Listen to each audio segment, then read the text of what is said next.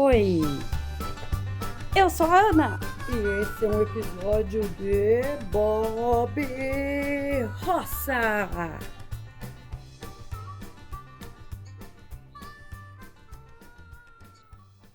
Oi, pessoal. Hoje o nosso vídeo vai ser sobre luz. E não tem como a gente falar de luz sem a gente falar de cor e vice-versa. E aqui meu livro favorito, que eu acho que é essencial para todo artista, que é incrível. Um artista assim que eu estimo muito, né? Que eu sou muito fã, que é o James Gurney, e é exatamente disso que ele fala, né? Esse livro, assim, eu acho, para quem trabalha com arte, com pintura, que ele é essencial, porque tem conceitos que você tem que entender que estão aqui. E quando o James Gurney fala sobre eles, você parece que automaticamente sua cabeça registra que é daquela forma que a luz funciona, né? Então, não tem como a gente falar de cor, de luz sem falar de cor, certo? Então, o motivo da gente não sair do básico na pintura ou com as cores, etc., é porque a gente está pintando um objeto, né? A gente não está pintando a luz em volta dele, a gente só enxerga o objeto por causa da luz, né? Então, desde muito cedo, a gente aprende o nome das cores, né? Quando criança, a gente aprende que o céu é azul, que a árvore tem o tronco marrom e as folhas verdes, por exemplo, o concreto é cinza. Então, assim, são cores aprendidas, né? E, na verdade, a gente está enxergando essas cores por causa da luz, certo? Então você precisa aprender a pintar a luz de uma cena, não aprender a pintar a cor do objeto, porque a cor desse objeto ele vai mudar conforme o tom de luz. Então, assim, a gente tem uma atmosfera azulada, um sol amarelado, alaranjado. Conforme o dia vai passando, as cores mudam, né? A cor da sombra muda, a cor do sol muda. Você tem a golden hour ali no final da tarde, em que tá tudo alaranjado com esse tom de dourado, justamente porque o sol tá mais deitado na atmosfera. Então, os raios, né, de luz, eles passam de uma forma diferente. Então, alguns raios de certa cor passam e outros não. Então, tudo isso faz muita diferença. Então, assim, uma coisa que eu sempre falo, você tem que aprender a pintar a sensação da luz, para você ter o realismo, né? A sensação daquele ambiente e etc. Então, a gente pinta a luz, não os objetos. E meu material preferido para pintar a luz é a aquarela. Vocês sabem, é um dos mais difíceis, mas também um dos que melhor passa como é a sensação de luz, porque conforme você adiciona camadas, etc., você consegue dar exatamente a sensação e a percepção da cor da luz, da cor do objeto e das sombras, né? Você percebe nessas duas cenas que quem tá pintando tudo é a luz. São dois estudos que eu fiz para fazer pinturas maiores, né? Quem tá mandando tudo aqui é a luz. Por exemplo, a gente tem a luz aqui dentro d'água. A luz, em teoria, ela tá vindo de fora. É a luz do sol que está entrando pela através, né, da superfície do olho d'água. E conforme ela entra na água, ela consegue se aprofundar ou não, conforme a pureza da água, etc. Então, a cor embaixo da água tem um tom, o que muda toda a cor ambiente. Então, você percebe, o tom do céu, ele muda a cor das coisas. E você pode, claro, mudar, alterar essas cores, mas É bom entender a base para passar essa sensação de luz e luminosidade em qualquer cena que for, realista, cartoon, a sensação da luz é a coisa mais importante aqui, né? Vamos, por exemplo, na prática aqui. Então, por exemplo, eu tenho um objeto e digamos que ele é amarelo ocre, certo? Então, a gente vai pegar. Eu vou demonstrar com aquarela, mas dá para entender com outras mídias também. Que a aquarela é bem transparente e dá para entender melhor. Então, digamos que a gente tem um objeto aí amarelo ocre, certo? Então, essa primeira face, né? Desenhei a luz aqui, a sombra. Essa primeira face vai tá mais clara, a de cima ali também.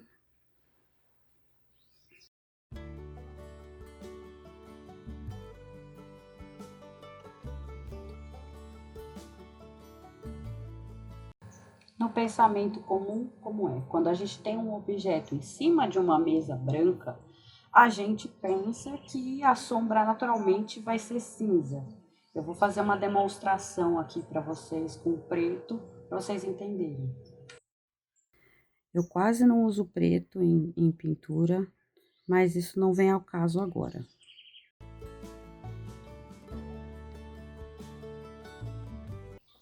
Então, a gente tem aí um objeto base, né? Que seria em amarelo ocre. Agora, essa é o pensamento básico das cores aprendidas, né? Então, assim, meu objeto é amarelo ocre, a sombra é cinza, e não é bem assim que funciona, certo?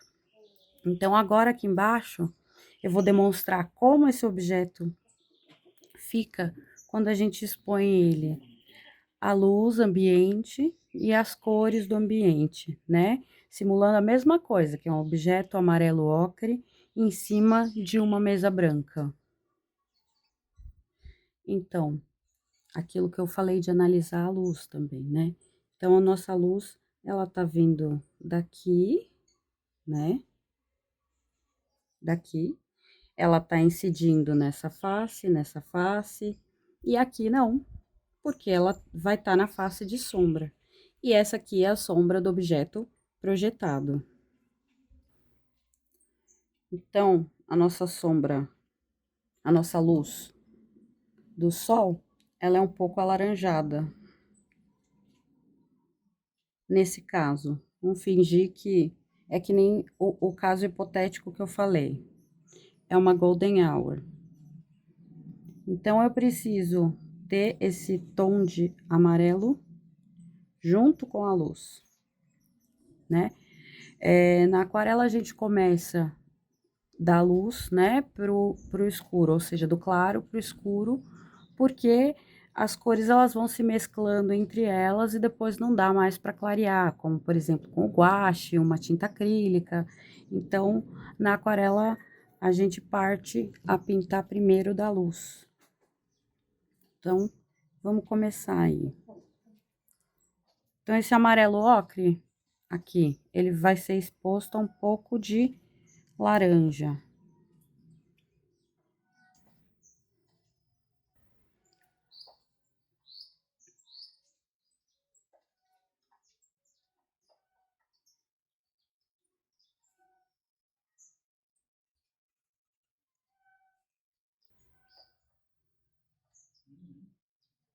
Eu arrisco até dizer que a luz está vindo mais daqui do que de cima.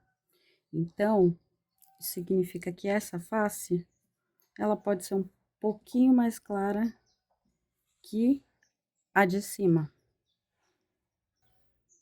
E um pouquinho mais alaranjada. Mas não esquece que como a luz está incidindo, ela vai ficar muito clara.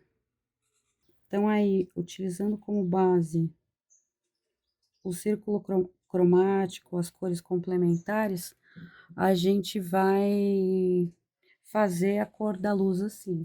Então, se eu tenho uma luz alaranjada, a minha sombra vai ser azulada, roxeada, né? Aqui eu vou fazer o seguinte, para demonstrar a sombra para vocês, eu vou pintar o amarelo, a lateral de amarelo ocre, e aí eu faço a camada da sombra em cima, para vocês entenderem o que eu tô dizendo e como as cores se mesclam bem quando você simula a iluminação. A aquarela tá quase seca aqui, então agora a gente vai fazer a área de sombra. E para isso, eu vou misturar um tom de violeta com azul, azul cobalto, deixa eu ver. Violeta com azul cobalto. Eu posso colocar ele aqui nessa lateral.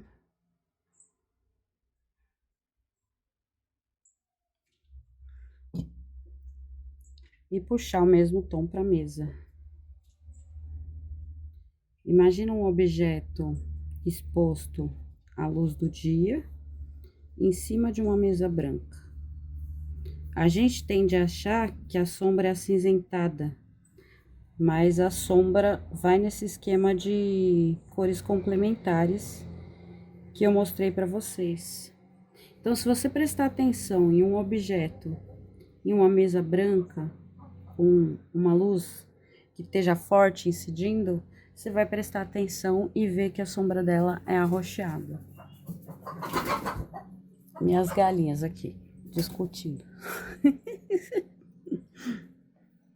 Percebe só como fez diferença aqui. Eu vou esperar secar um pouco para mostrar. Mas percebe como fez diferença.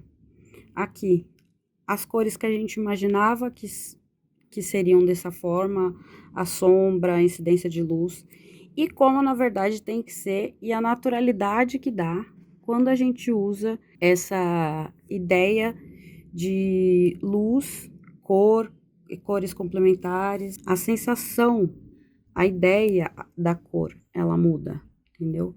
Então dá um aspecto mais realista, mesmo que a arte não esteja real. Já, por exemplo, em um estudo monocromático, vou fazer aqui com sépia. Já em um estudo monocromático, você não precisa se preocupar com os tons da cor, da luz, você vai ter que se preocupar aí com os volumes, né? Os valores ali, os valores de saturação, né? Então, você não precisa ter essa preocupação com a cor.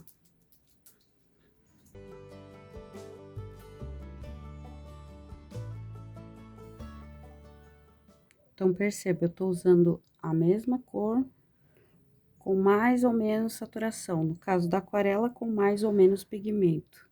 Esse aqui a gente pode deixar um pouquinho mais escuro.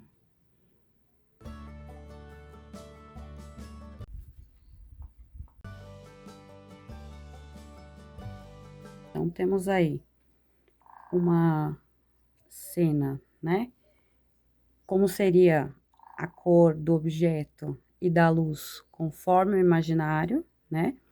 Como seria a cor do objeto exposta a uma luz do sol e como seria o objeto, né, isento de cor aí, só com os valores dele, mostrando os volumes.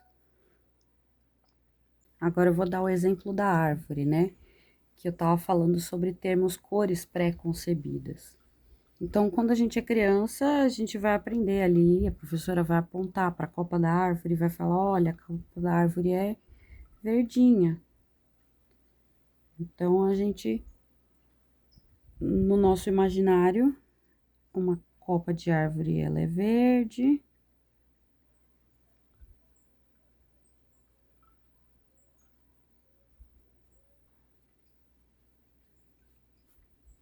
Então, o que que a gente vai pensar?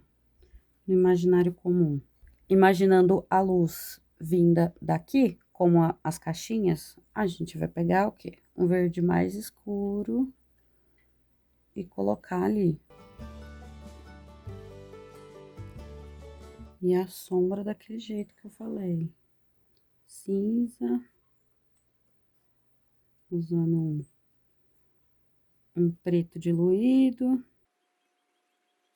Só que não é assim que ela tem que ser. A gente vai ter que pensar num tom de verde que tem essa luz alaranjada incidindo. A gente pode colocar um pouco de laranja, o que enriquece o tom de verde, usando o mesmo tom de verde que eu tava antes, mas colocando laranja em cima.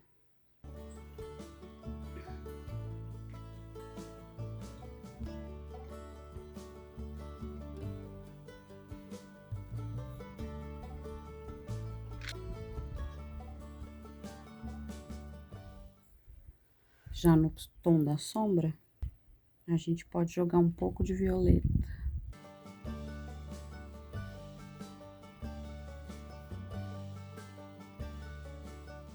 E o tronco de uma árvore tem muitas cores. Ele pode ser acinzentado, ele pode ser azulado, ele pode ser avermelhado, pode ser marrom sim, mas uma árvore tem muitos tons no tronco, ainda mais conforme então a luz, né, ambiente.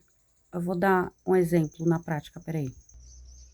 Observa só as sombras no tronco da araucária e a luz, como ela se comporta. Tá vendo só? Não tem só marrom ali, tem azul, tem alaranjado, tem um monte de tons.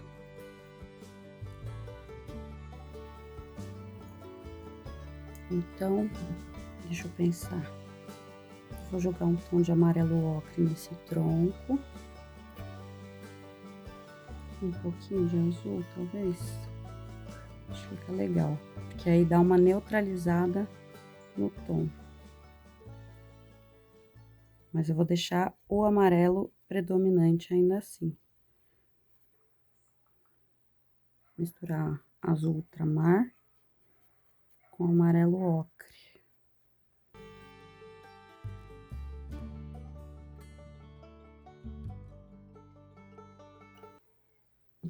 E aí, na sombra, a gente usa aquele mesmo tom de violeta que usou antes, com azul cobalto ou azul ultramar, ou dá pra fazer o violeta também, né? Vermelho e roxo, dependendo do tom, dá certo. Vamos usar aqui um violeta com azul pra sombra.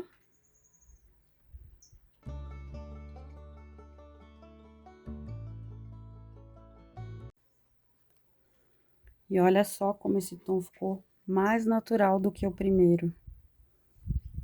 Tá vendo? E agora fazer a árvore monocromática, pra gente demonstrar os valores. Então, para que que serve um estudo monocromático como esse aqui que eu tô fazendo agora? Para você entender como a luz funciona, sem você se preocupar com as cores, que é uma camada a mais de preocupação, né? Mas, mesmo que você vá pintar colorido, é bom para você entender como a saturação funciona e a luz e a sombra.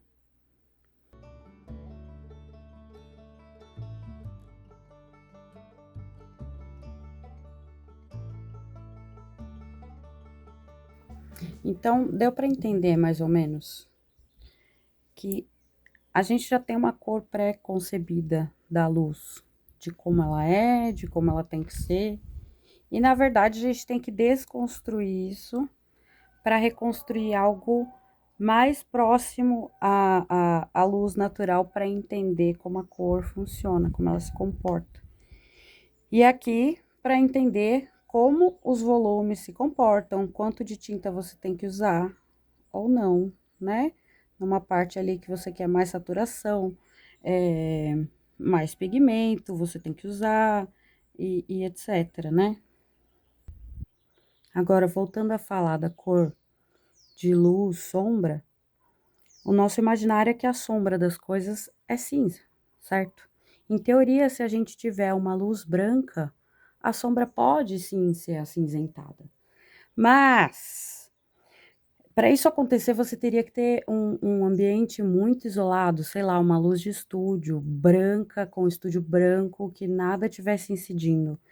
Como na vida real, a gente tem ali a luz do céu, que é a skylight, a gente tem um ambiente em volta, a gente tem N fatores, então, assim, essa sombra não vai ser cinza, entendeu? Ela, mesmo que a luz fosse branca e a sombra cinza, ainda todos esses fatores de ambiente, de luz, iriam incidir na cor da sombra, assim como na cor da luz. Agora, em se tratando de cor pura, quando enxergar, né, a cor pura, por exemplo, um dia nublado, você não tem sombras duras, né? Vou fazer uma demonstração aqui também. Você não vai ter sombras duras, você não vai ter o amarelo do sol, o alaranjado, você vai ter aquela luz branca, acinzentada. Então, é exatamente quando você enxerga, né, as cores mesmo dos objetos, porque não tem cor do céu, da luz, do sol incidindo. Então, peraí, que eu vou demonstrar. Então, quando você tem uma luz que é difusa, ou seja, uma luz que não é dura, ela se expande para todos os lados, você vai ter uma sombra também difusa. Então, a sombra de um dia nublado, ela nunca vai estar igual a essa, porque a luz não está incidindo diretamente. Então, ela tá vindo de todas as direções. Nesse caso, você até pode usar um tom acinzentado, mas não usa um preto, usa um verde com um tom de vermelho, porque eles se neutralizam, ele vai ficar amarronado, né? O marrom também é um neutro, o cinza é um neutro. E aí, por exemplo, no caso aqui, a gente não vai ter sombra incidindo, a sombra vai estar difusa. Não teremos sombras duras nesse caso. Então, a gente tem aí uma luz e sombra difusa. A luz difusa, a gente nunca vai ter sombra dura. Só no caso, assim, de arestas, né? Que nem, por exemplo, um cubo. Se a gente for fazer o cubo com uma luz difusa, ele vai ficar somente com as arestas duras dele, mas a sombra em volta vai estar difusa.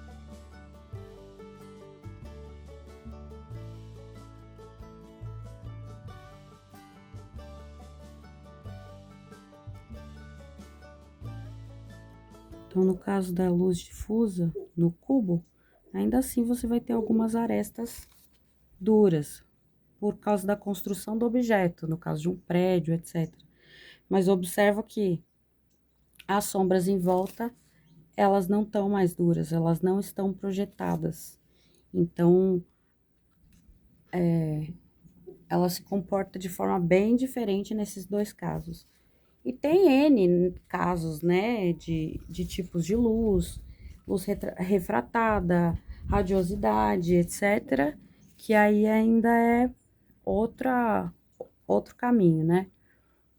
Então, na prática, a gente vai considerar a luz, que é alaranjada, certo?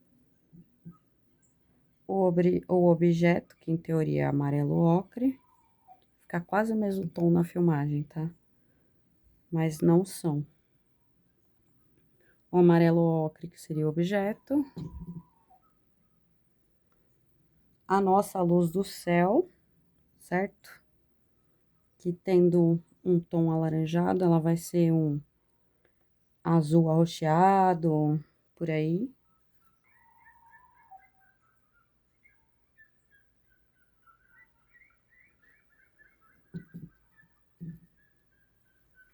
A gente vai considerar para sombra a cor da skylight, que seria, se você supor, né, uma iluminação de um dia com o céu azul, só que ela dá uma maximizada ali, por causa da cor do ambiente, etc.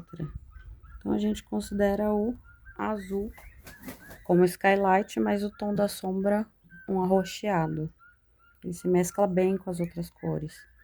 Então, se eu passar esse mesmo roxo aqui, no amarelo ocre, pronto. A gente já tem uma luz ali incidindo de lá pra cá. E com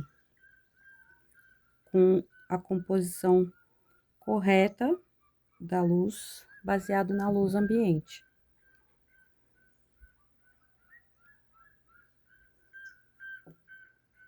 Então, o tom da luz sempre vai se basear no tom que o objeto luminoso ele está emitindo, seja sol, lâmpada, e a cor ambiente, que no caso de uma luz de um dia aberto, seria mesmo a cor do céu. Mas, então, você sempre se baseia na cor da luz, mais cor ambiente.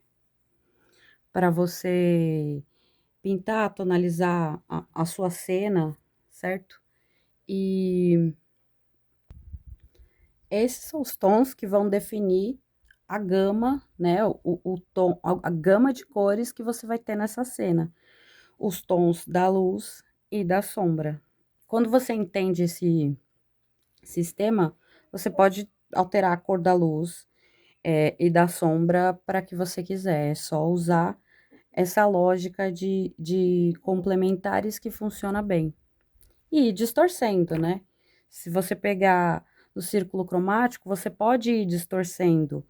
Você não precisa usar exatamente a complementar, você pode usar as tríades da cor para ambientar a tua cena. Agora, mais um exemplo. Então, se a gente extrapolar as cores, para alterar as cores, para fazer como a gente quer, como você gostaria de alterar, por exemplo, a cor da nossa luz é vermelha, tá? E a cor da nossa skylight, a gente pode usar o azul? Vamos usar o azul. Supondo que a nossa skylight, então, vai ser azul, ou a cena do ambiente. Então, a gente vai ter uma sombra verde azulada. Cor da luz e cor da skylight. É quase uma matemática, assim, quando você fala de cor de luz, de sombra, da cena. Então, aqui a gente vai ter cor da luz, cor da cena e a cor da sombra.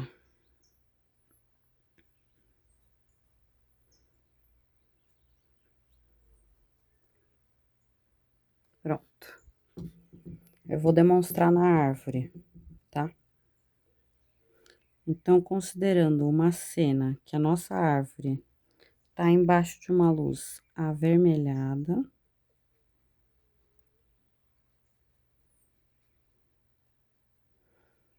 Eu misturei aqui o tom da luz com o tom do objeto. Então, o vermelho com o verde. E eles se neutralizam, né? Aqui a gente faz um pouquinho mais forte. gente pode usar o tom do tronco, o avermelhado da luz com o neutralizado do tronco. E a nossa sombra vai ter aí um tom verde azulado.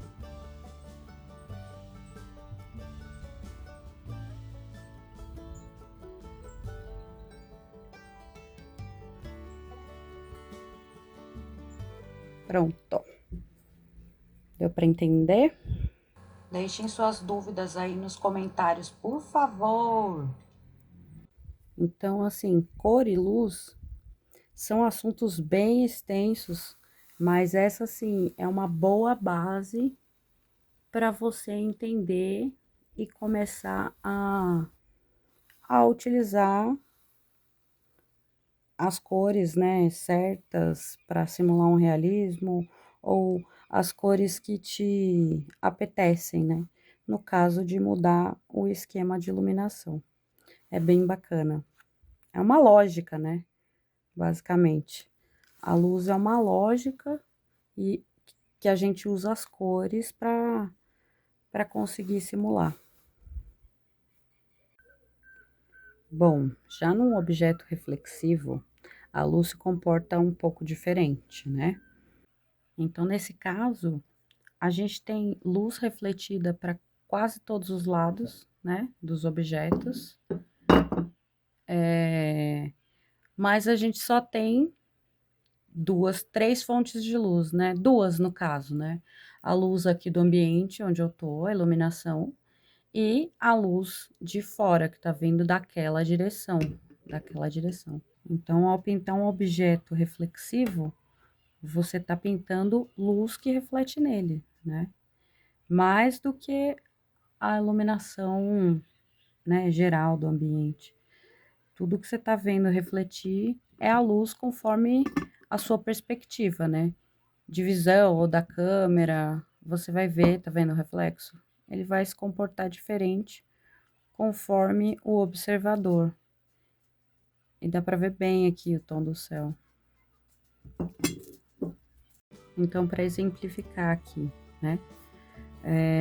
A luz vem de cima e de trás, né? De fora. E para cá, tudo que tiver no entorno é reflexo, não fonte luminosa.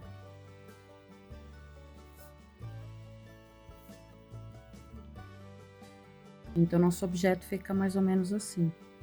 Você tem as luzes do ambiente vindo de cima e da contraluz, né? As luzes mesmo. E as luzes do ambiente que são reflexo, elas estão aqui, né? Reflexo da mesa, o reflexo da luz em volta, do branco do papel. Então, desenhar, pintar reflexo parece mais difícil do que é. Você só precisa entender o princípio, né? Então, eu vou fazer o desenho e pintar aqui, né? Pra gente fechar esse vídeo com chave de ouro. Claro que meu ponto de vista vai ser um pouquinho diferente do de vocês, né? Mas eu vou deixar uma foto aí na tela e para vocês se basearem mais ou menos, né, na posição que tá o objeto.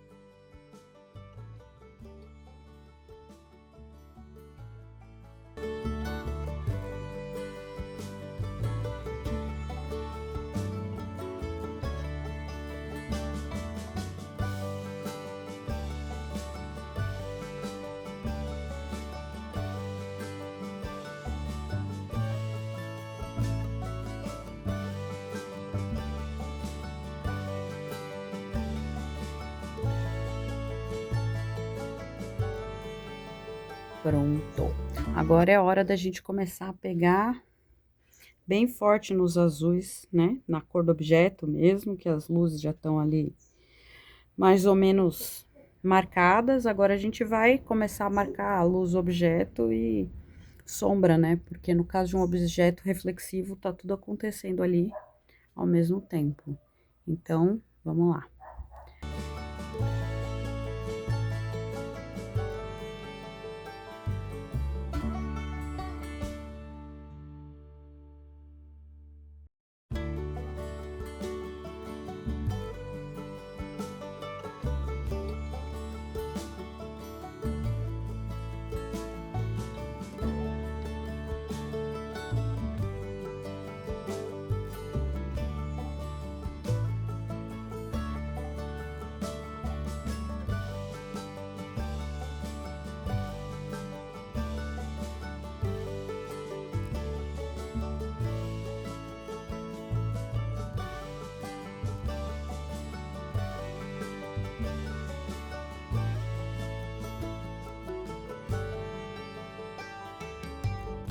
E nosso bule ficou assim.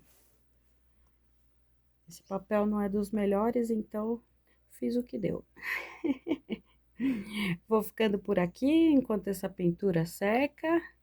E agora os resultados finais dos estudos e dessa pintura. Fui! Se inscrevam aí no canal, compartilhem para os colegas que gostam de arte, tio, tia, primo.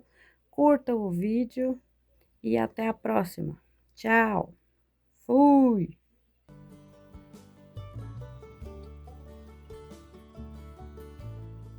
Se você chegou até aqui, deixa um coraçãozinho aí nos comentários.